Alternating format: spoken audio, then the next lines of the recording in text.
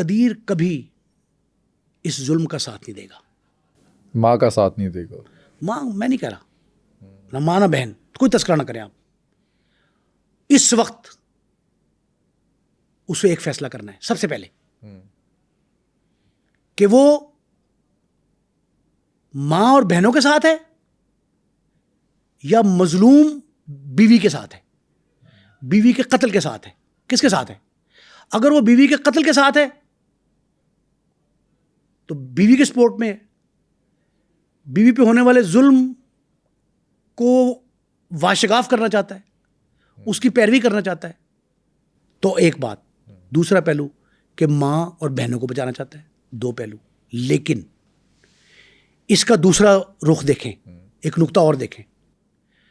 میں نے 3 سے 4 بار آج سے پون گھنٹہ مجموعی طور پہ گفتگو کی شبیر احمد سے. اچھا. شبیر احمد کا سب کچھ اجڑ گیا, یہ سمجھ لیں. اس کے لیے تو ایک اس کی بیٹی تھی جو واحد سہارا تھی اور آخری تھا, وہ چلی گئی. اور گئی کیسے؟ ذبح کیا اسے. اس کو سکون آ جاتا. بیوی کو دفنایا نا اس نے, دیکھا اس نے, بیمار تھی, اللہ نے بلایا اور چلی گئی. اس کو سکون آ گیا کہ بیوی میری چلی گئی. کیوں؟ تدفین سے پہلے جنازہ, جنازے کے بعد تدفین, قبر پہ مٹی ڈالی, پھول چڑھائے, اندرونی طور پہ قدرتی امر ہے, صبر آ گیا. یہ گم ہو گئی بچی اس کی آخری سہارا, لاش نہیں دیکھ پایا. جب ملی تو ٹکڑوں میں ملی. ٹکڑوں میں. اب ٹکڑے کا صبر کیسے دیں گے اس کو؟ تو میری جو بات آدھے پونے گھنٹے کی اس سے ہوئی, جتنی بار گفتگو ہوئی 4 بار, انہیں کیا کہا؟ میں نے کہا جی اکثر اس کیسز میں ایسا ہوتا ہے, اس طرح کیسوں میں جب خاندان, فیملی کیسز, ایک ہی خاندان ہے تو کمپرومائز ہو جاتا ہے. اس نے کہا میری بیٹی کی, جملہ سنو اس کا, میری بیٹی کی طرح میرے ٹکڑے کر دیے جائیں تو میرے ہر ٹکڑے سے یہ آواز آئے گی کہ ان کو پھانسی دو. کتنا خوفناک جملہ ہے. اس نے کہا میری لاش کے ٹکڑے کر دیں تب بھی میں کمپرومائز نہیں کروں گا. ایک, اور میں اپنے تجربے کی روشنی میں کہہ رہا ہوں بٹ صاحب, نہ صرف یہ کہ شبیر احمد ASI پولیس کا, غمزدہ زارا کا غمزدہ والد,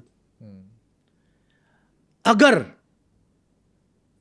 نہ صرف وہ اس پہ کمپرومائز نہ کرے اور ان کو قرار واقعی سزا دلوانے کے لیے پوری تگودو کرے, معاشرے کے ہر فرد کی ذمہ داری ہے, اس کے ساتھ ساتھ معاشرے کے ہر فرد کی ذمہ داری ہے کہ وہ اس قبیح اور اس انتہائی افسوسناک ظلم جو ہے نا, انتہائی دلخراش ظلم, اس ظلم پہ اپنا اپنا کردار ادا کرے. معاشرے کا ہر شخص.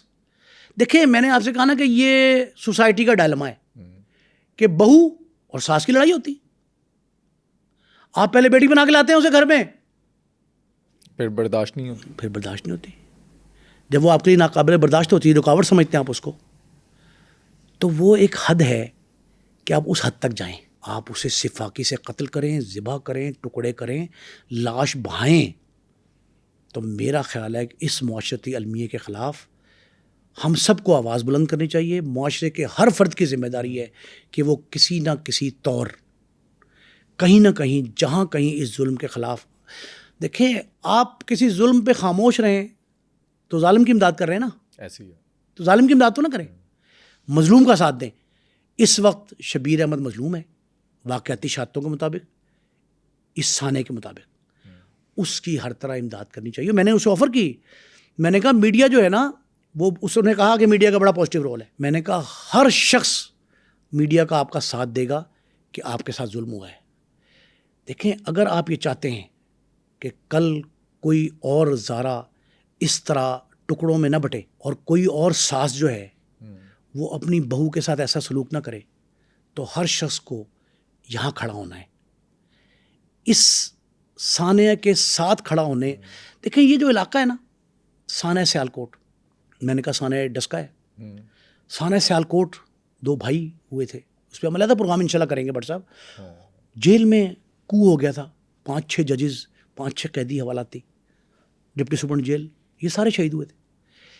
یہ یہاں بہت سارے واقعات جو ہے نا وہ ہیں, منظر عام پہ بھی آئے, کئی پوشیدہ بھی ہیں ابھی تک. لیکن یہ سانحہ کبھی نہ بھولنے والا ہے، ناقابل فراموش ہے. اور میرا خیال ہے کہ شبیر تو بیچارہ بالکل اس وقت تو وہ زندہ لاش ہے، باقاعدہ زندہ لاش ہے. اچھا، آپ کو کیا لگتا ہے جو شواہد بھی سامنے آئے ہیں ان کی بنا پر جو اس کے قاتل ہیں دونوں کے، زہرا کے اور اس کے جو ہونے والا بچہ اس کے، کیا سزا مل سکتی ہے؟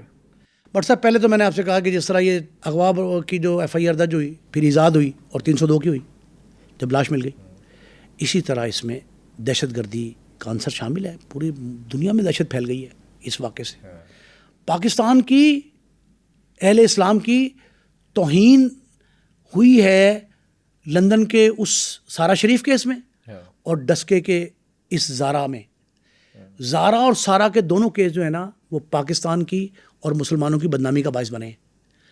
ہمیں اس پہ کسی طور جو ہے نا وہ کمپرومائز نہیں کرنا چاہیے. اسٹیٹ کو یہ چاہیے کہ اس میں ایک بار پھر ایجاد کرے دفعات کو. یہ دفعات جو لگی ہیں نا 2, 4 اور 6 دفعات کے مقدمے میں ایک نئی دفعہ 780 ہے، انسداد دہشت گردی کی دفعہ 7، اس کا اضافہ کیا جائے، ایجاد کر کے دفعات اس کا اضافہ کیا جائے اور اس کا ٹرائل جو ہے وہ انسداد دہشت گردی کی عدالت میں ہو. دیکھیں جس طرح پولیس تیزی سے کام کر رہی ہے، ان کا ایک بیٹی بند بھائی ہے، اس کی بچی گئی ہے، اور ہر شخص دیکھیں جتنے ذی شعور، درد مند اور درد دل رکھنے والے پاکستانی ہیں نا وہ اسے کنڈیم کر رہے ہیں. لیکن دنیا جہان سے جو سوشل میڈیا پہ اس کی مذمت ہو رہی ہے، اس کی روشنی میں پنجاب حکومت اور ریاست پاکستان ان کا یہ فرض ہے کہ اس کو ٹیسٹ کیس بنائے. اگر کسی اور زارا کو ٹکڑوں میں بٹنے سے بچانا ہے تو ٹیسٹ کیس بنا کے اس کا دہشت گردی کی جو انسداد کی عدالت ہے وہاں مقدمہ چلایا جائے اور 15 سے 20 روز، 3 ہفتے کافی ہوتے ہیں چالان مرتب کرنے میں، 3 ہفتے میں اس کا فیصلہ کیا جائے. اور فیصلہ ایسا ہونا چاہیے.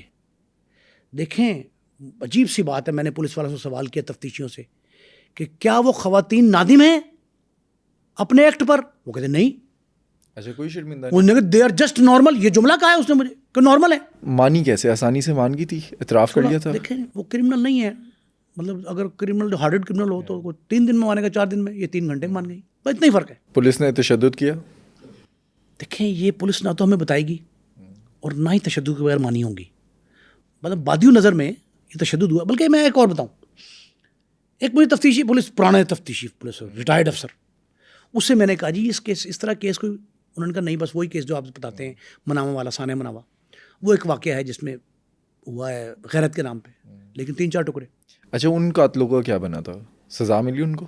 ان کے گن مین، وہ بندے نہیں باثر پکڑے، انہوں نے اپنے گن مین پیش کر دی. یہ بھی طریقہ ہوتا ہے، باثر لوگ جو ہے نا اپنے ملازمین پیش کر دیتے ہیں. انہوں نے پیش کر دی کہ انہوں نے ذبح کیا، وہ ابھی تک انڈر ٹرائل ہے.